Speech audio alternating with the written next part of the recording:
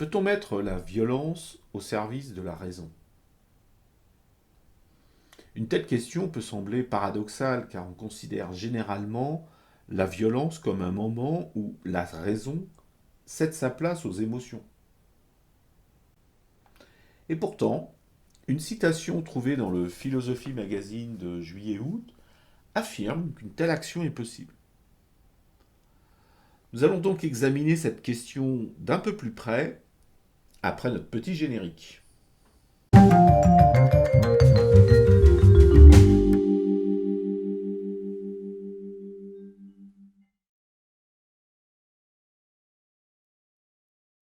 Bonjour les Microsoft, j'espère que vous allez bien. Donc dans le numéro de juillet-août de Philosophie Magazine, on trouve un petit article consacré à un événement qui a eu lieu le 8 juin dans la Drôme, euh, où un homme, se réclamant apparemment du royalisme, avait giflé Emmanuel Macron. Donc voilà, Philosophie Magazine avait consacré un petit article à cet événement pour une espèce de mise en perspective historique. Et donc, dans cet article, il rappelle qu'il y avait des précédents, et en particulier en 1910, un certain Lucien Lacour, engagé dans l'Action française, donc royaliste lui aussi, avait giflé Aristide Briand.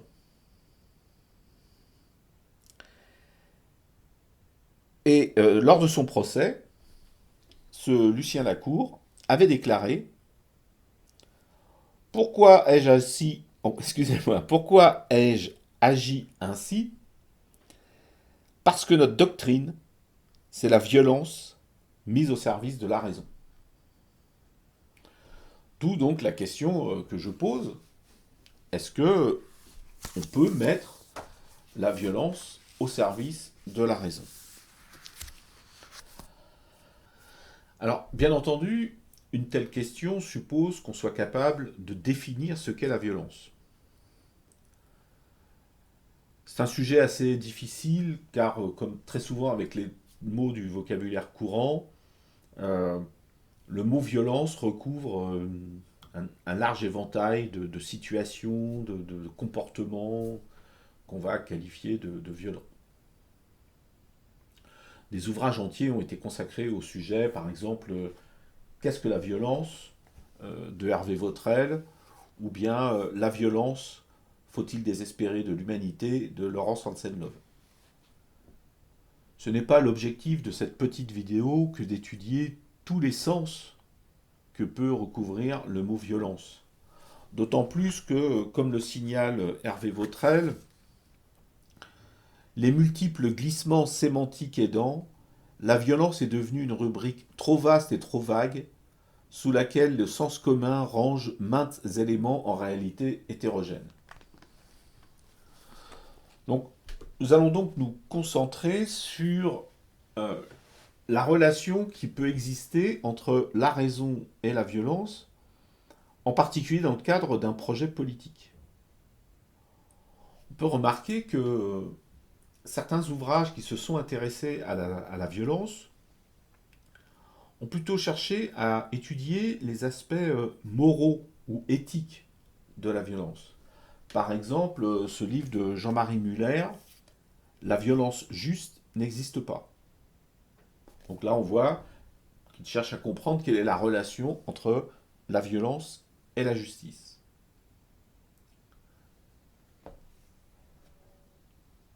La question que nous avons choisie, c'est-à-dire peut-on mettre la violence au service de la raison, et on l'avait compris dans la citation de Philosophie Magazine, dans le cadre d'un projet politique,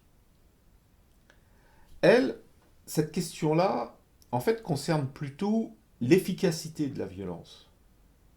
C'est-à-dire, la violence est-elle un bon moyen pour atteindre des objectifs politiques? C'est une question qui a été abordée par deux universitaires américaines, Erika Chenovets, excusez-moi, et Maria G. Stephan, qui ont écrit un livre qui s'appelle Pouvoir de la non, enfin qui a été traduit en français sous le titre Pouvoir de la non-violence, pourquoi la résistance civile est efficace. Alors, donc ces deux universitaires ont une approche très américaine, hein, c'est très quantitative, très objective du sujet. Et donc, elles étudient, comment dire, 323 insurrections qui se sont produites entre 1900 et 2006. Et puis, l'analyse détaillée aussi de 4 cas exemplaires. Je rentre pas dans le détail.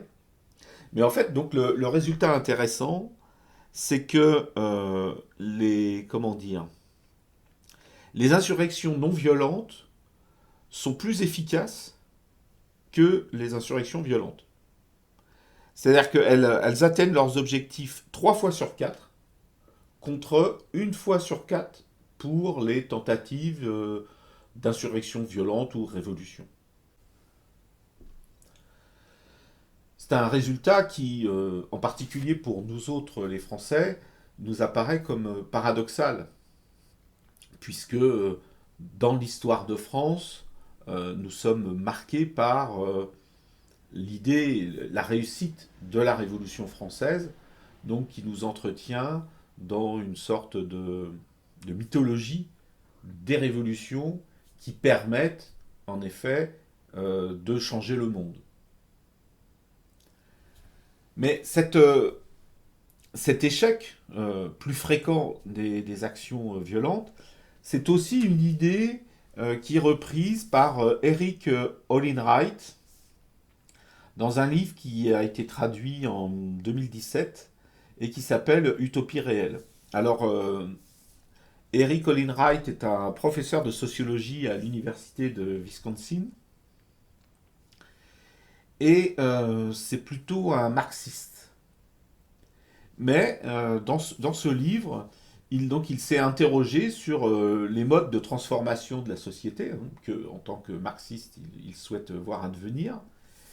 Et il prend acte, lui aussi, de l'échec des révolutions violentes qui ne permettent pas d'atteindre l'objectif souhaité. Alors voilà ce qu'il dit à propos de ce qu'il appelle donc la question des transformations du capitalisme sous l'angle de la rupture radicale.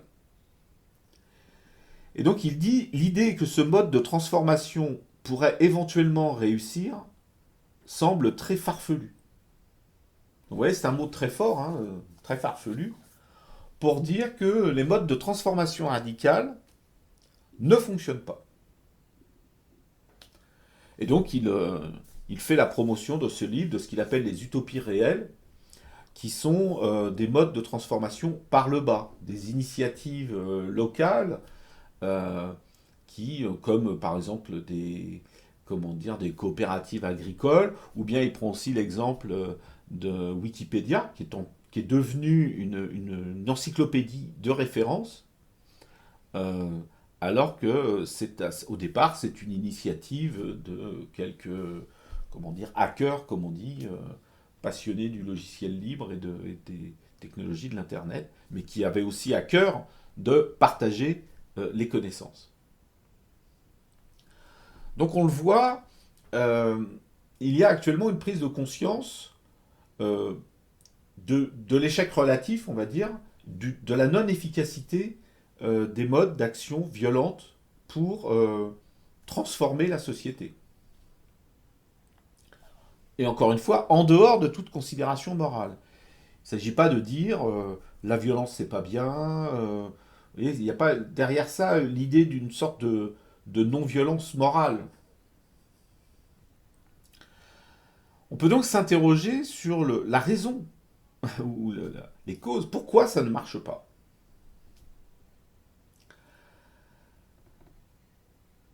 La tradition populaire nous dit que qui veut la fin veut les moyens. Donc, si l'on en croit ce proverbe, on devrait pouvoir atteindre une fin avec n'importe quel moyen. Il suffit de mettre les moyens, et en particulier donc des moyens violents, pour atteindre cette fin. On peut aussi faire référence à cet autre proverbe que moi je trouve intéressant parfois de raisonner à partir des proverbes, euh, qui dit tous les chemins mènent à Rome. En fait, par ce proverbe-là, on va essayer de comprendre quelle est justement la différence entre tous les chemins mènent à Rome et tous les moyens ne permettent pas d'arriver à une certaine fin. Quand on dit tous les chemins mènent à Rome, bien entendu, on sait que Rome existe. Et nous, on est à un point qui n'est pas à Rome et on veut se rendre à Rome. Mais Rome existe déjà. Et quel que soit donc le chemin qu'on va emprunter, on va pouvoir arriver à Rome. Dans le cas des moyens et de la fin, la situation est très différente, puisque la fin n'existe pas. La fin est un objectif qu'on veut construire, une nouvelle société par exemple, ou un nouveau mode d'organisation économique. Donc, ce sont les moyens qu'on va utiliser, c'est le processus historique qu'on va enclencher, qui vont permettre de construire cette fin, de construire cette nouvelle société, de construire ce nouveau mode d'organisation économique ou politique. Il n'existe donc pas a priori. Il ne s'agit pas de s'y rendre, mais il s'agit de le construire. Donc là, on voit bien que la nuance, elle est importante, puisque ça revient à dire que tous les modes de construction ne permettent pas de construire n'importe quelle fin. Quand on s'engage dans une action violente contre des personnes ou contre une institution ou contre un État, il faut s'attendre, bien entendu, à ce qu'il y ait une réaction de ce groupe de personnes, de cette institution ou de cet État. Donc en fait, l'action violente se transforme en combat violent. Donc, pour que l'action réussisse, il faudrait être sûr qu'on va sortir vainqueur du combat. Quand on dit qu'on veut mettre la violence au service de la raison, on suppose que, puisqu'en fait on a réfléchi à l'objectif qu'on veut atteindre et donc on pense être dans le juste, dans le bon droit, eh bien, puisque notre système est le meilleur, on va gagner le combat qui s'est engagé. Vous voyez ? Donc c'est un peu comme si on croyait à l'intervention d'une sorte de justice divine qui va donner raison au plus juste. Au Moyen-Âge, on appelait ça l'ordalie. L'ordalie, c'était une sorte de procès, enfin, qu'on mettait en place quand on voulait savoir si quelqu'un était innocent ou coupable, ou bien si deux personnes qui s'opposaient, on voulait savoir laquelle des deux avait raison. Alors, ça s'est pas beaucoup pratiqué. Hein. C'est pratiqué au tout début du Moyen-Âge, mais c'était pas une pratique courante. Mais ce qui est intéressant, c'est le principe. Donc, en fait, dans ces cas-là, on soumettait là où les personnes donc en question à des épreuves, et on supposait que puisque Dieu connaissait la vérité, Dieu allait donner la victoire, ou Dieu allait donner la force de résister à ces épreuves à la personne qui avait raison. Donc, on s'engageait en effet dans une sorte d'action violente parce qu'on supposait que la justice divine allait donner raison à la personne qui était dans son droit. Donc si on s'engage dans une action violente en supposant que puisque notre cause est juste, on va obtenir la victoire, c'est qu'on suppose qu'il va y avoir une sorte d'intervention d'une justice divine qui va nous donner cette victoire. Mais si on ne croit pas à l'existence de cette justice divine, on est obligé d'accepter l'idée que dans ce combat violent, c'est le plus violent qui va gagner. Quand on voit un combat de boxe, c'est le plus fort à la boxe qui gagne. Ça ne nous viendrait pas à l'idée pour départager deux scientifiques qui ont des théories différentes sur un fait quelconque, de dire on va les opposer dans un combat de boxe et c'est l'issue du combat de boxe qui va nous permettre de savoir qui avait raison. Voyez, c'est une idée un peu naïve de penser que l'issue d'un combat violent est déterminée par la justesse de la cause qui est défendue. Donc dans un monde où l'ordalie n'existe pas, vouloir mettre la raison, plutôt la violence au service de la raison, est une pure illusion. On comprend bien que si on veut penser une philosophie de l'action, et en particulier une philosophie de l'action politique, il faut réfléchir à l'adéquation des moyens et des fins. Puisqu'en fait, comme on l'a dit précédemment, ce sont les moyens qui vont construire la fin. Il faut donc penser ensemble les moyens et les fins. Il ne faut pas juste penser les fins d'un côté et en se disant que on trouvera des moyens éventuellement violents pour aboutir à cette fin.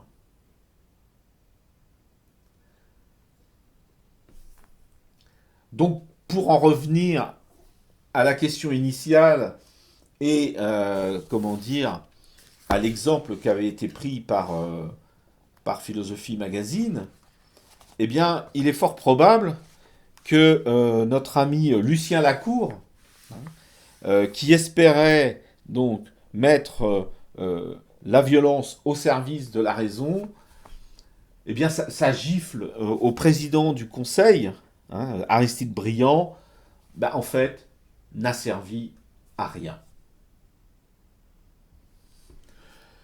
Je vous remercie pour votre attention. Et puis je vous dis à très bientôt pour une nouvelle vidéo. Au revoir.